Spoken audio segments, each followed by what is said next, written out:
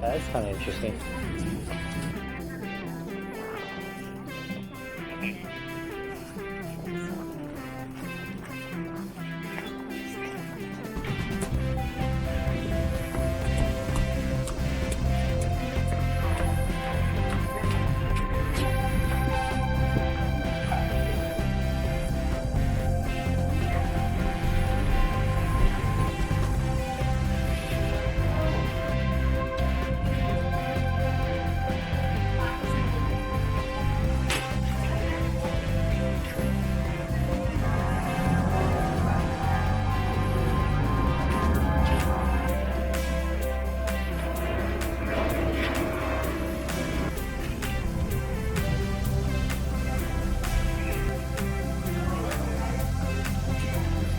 Don't get in trouble, it's okay.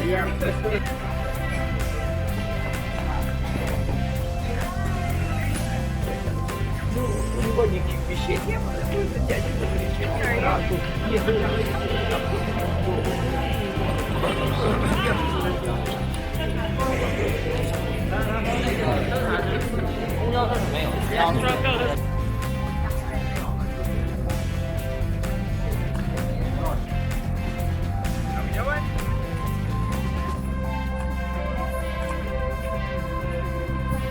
Okay, alright, let's go. Thank you. Yeah.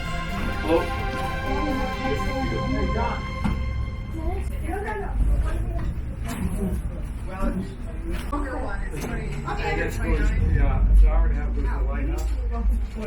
the lighthouse. Did you guys see that?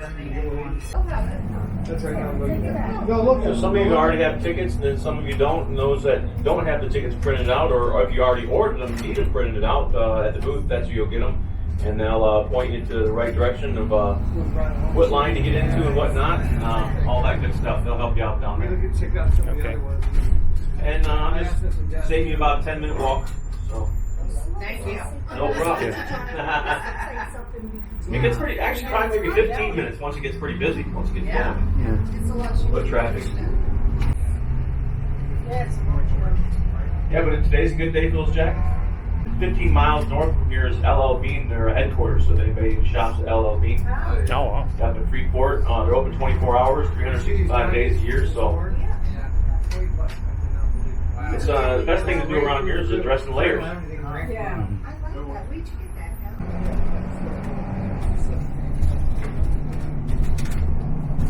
now? This right here is basically start of Old Port. This whole quarter is known as Old Port. You'll find out later why it's called Old Port. It is pretty old, but there's another reason why it's called Old Port. And underneath us is all original cobblestone from back then, back in the 1800s. So we're going to be going over right now. You probably won't be able to hear much.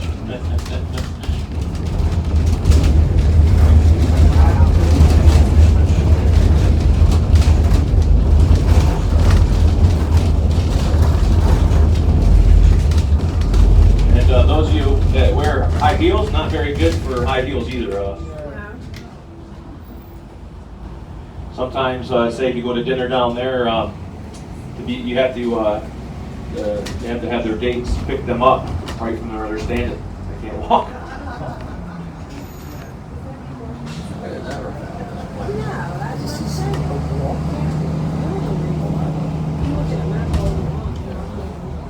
There's like a lobster shack and gelatos. So this is a really happening spot. So basically, Old Port, really you can spend your whole time while you're here. There's all kinds of things within. So it's really nice. Especially on hot days, because you notice our streets are pretty wide, so you get a good sea breeze going through here, and pretty nice for the rest of the day.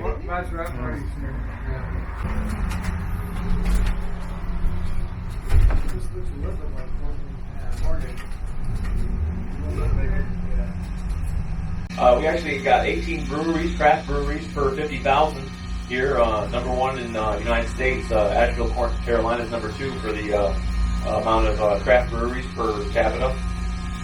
So lots of that here, and lots of lobster. Lobster everywhere, lobster rolls. When it comes to lobster rolls, I suggest getting some lobster meat from one of the fish markets here and going down and making them yourself at the park. That's about the best deal you're going to get. Making your own there at the park. Not a bad idea. They're real easy to make. You just need melted butter. I don't even eat the bun. I eat it out of the bun. Alrighty, so I'm going to drop you off right here. There's a couple booths. There's one here and one down there, and she's going to help you out actually coming up here. She'll help you out and point you in the right direction. They'll help you out. And everybody have a good time and welcome to Portland. Thank you. You're welcome. Enjoy your tours. Sorry, buddy. Have a good time, everybody. Thank you. Yep. You guys can get your tickets here, or we have a booth right down the street at the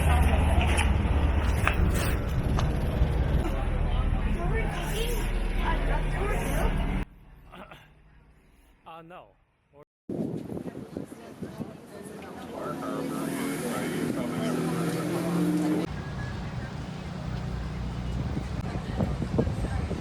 Okay. The water that you're looking at, that's the Fore River. We're going to cross that later on in the tour. And at the end of the pier, all this open space, they have concerts here occasionally. Big name acts come here. We've had Weird Al Yankovic. I'm sure some of you folks are big fans back there. And on the right, this is the Wailing Wall. This is a 950-foot spray-painted mural. It was done by the artist Weiland in 1973. And this is why it's a little faded. But he picked this building because of the corrugated steel. He felt it gave an illusion that the whales were swimming underwater. But if you look on the back wall, you're going to see a mural painted. Now, that mural was taken from a postcard in the 1890s. And the reason I want to point this out to you is we're going to be driving right around the gazebo that's pictured up there. That is up on the eastern promenade where we are headed at the moment. This is a popular spot. People love to come down here, park their cars, watch the boat traffic. September 11th. Also coming up on the right is a cannon that is painted gray. Now that cannon is from the battleship, the USS Maine. This was the battleship that was blown up in Havana Harbor in 1898 that ignited the Spanish-American War. The rallying cry in our nation back then, remember the Maine? To hell with Spain. I'm sure for months, maybe years. So you imagine how excited you'd be to see your loved one's ship's flag flying up there, knowing they were coming home after months at sea. Have you heard of the This is known as Monument Square. And if you look to the left, you're going to see the largest statue in the state. It is Our Lady of Victory, Franklin Simmons, to honor the Civil War sailors and soldiers from Portland. The statue is actually the Greek god of victory. And if you folks know who the Greek god of victory is? Nike, very good. Yeah. But she's a pretty modern girl. If you look back to the top of her head, there's a cell phone spike there. She was an infant, lived there until he went off the boat. There's Henry. Now, Longfellow looking down Palmer Street since 1888. Franklin Simmons is the artist. He's the same one who did. What I like about Longfellow's statue is how money was raised to pay for it. New England school children wanted a statue of their favorite defense system. At one time, there was over 60 military buildings on the site. But today, you can see it's mostly fields. We have dozens of picnic areas located here. You'll find a cliff walk, exercise trails, ball fields, tennis courts, playgrounds for children. Big sport in Maine here, rolling down hills. Everything out there are islands in Castle Bay. We're fortunate, to have this available. It's open every day. They don't charge you admission. Great place to have a family picnic, walk your dog, going around the lighthouse as well. And when you look around these hills, this is the United States' first commissioned lighthouse. It was commissioned by George Washington.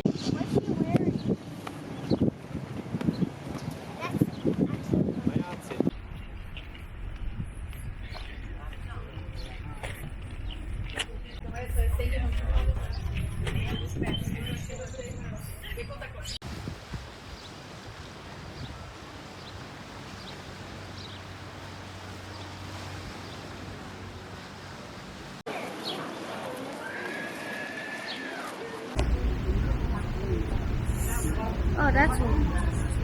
Are you going to eat some? Ooh, this one has lettuce. And some butter. I see it drizzle on top. Right, so wherever we are at 2:30.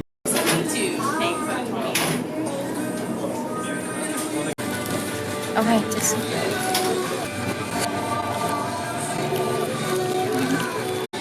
It's way more flaky. It tastes almost like cake. Tastes like a cake. Kind of like fried cake rather than like donut, like fluffy. But it's kind of like cake actually. What's the name of this? Maine blueberry, I believe.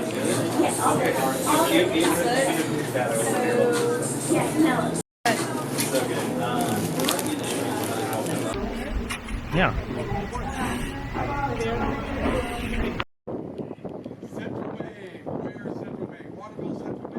Big open bay over there, looks like a warehouse with the doors open, maybe an airplane hangar. That's actually the home of our Coast Guard, a very important functioning part of the Portland Harbor. The skyline of the city of Portland, Maine. Ships come in and out of Portland every summer, especially in the fall. And that's parked at the brand new terminal. Brand new. It was built in 2011. That means it's still brand new, you know? They estimate the crew here estimates there's probably a little over 2,000 people on that boat.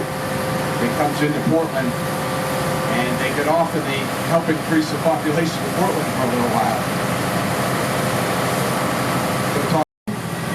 Because Sir Winston Churchill requested some help from America and his country was being bombarded and he needed. It's a little bit unique to most Caisson-style lighthouses in that the bottom portion is of cast iron, and then there's a portion that's built of bricks. Most of them are made completely of metal, cast iron in particular.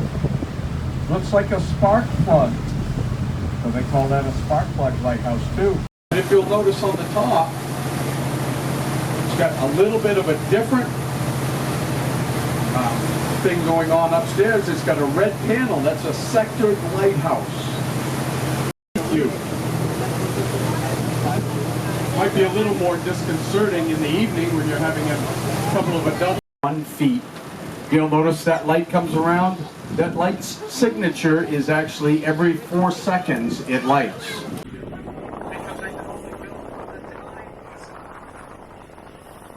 Portugal is the closest people hang out in that direction. Yeah. Captain thought about going. The Ram Ledge Lighthouse looks like it's really old, but the reality is it's the second newest lighthouse.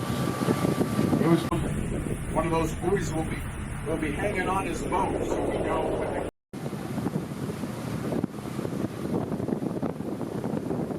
buried in the top of that.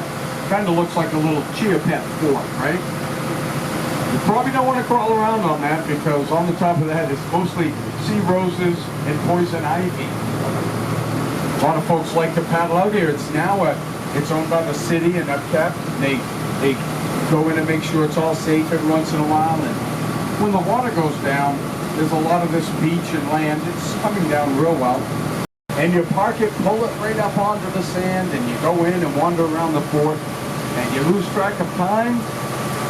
You may come out and find your kayak is somewhere else because the tide comes in. The tide fluctuates from 7 to 12 feet, and it may have washed your kayak. My understanding is that our boats have rescued a few of these kayaks and brought them on for folks.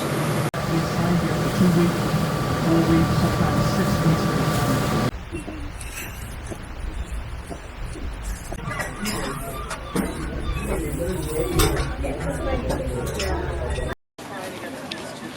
Poutine. This is what French fry in Duckrat? It's called poutine. Poutine. Yeah, I'm sorry, poutine.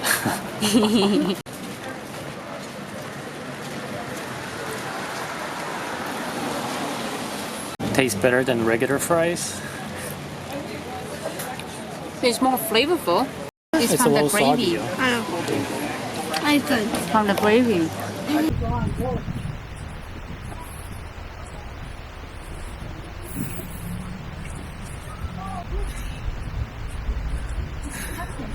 It's burning.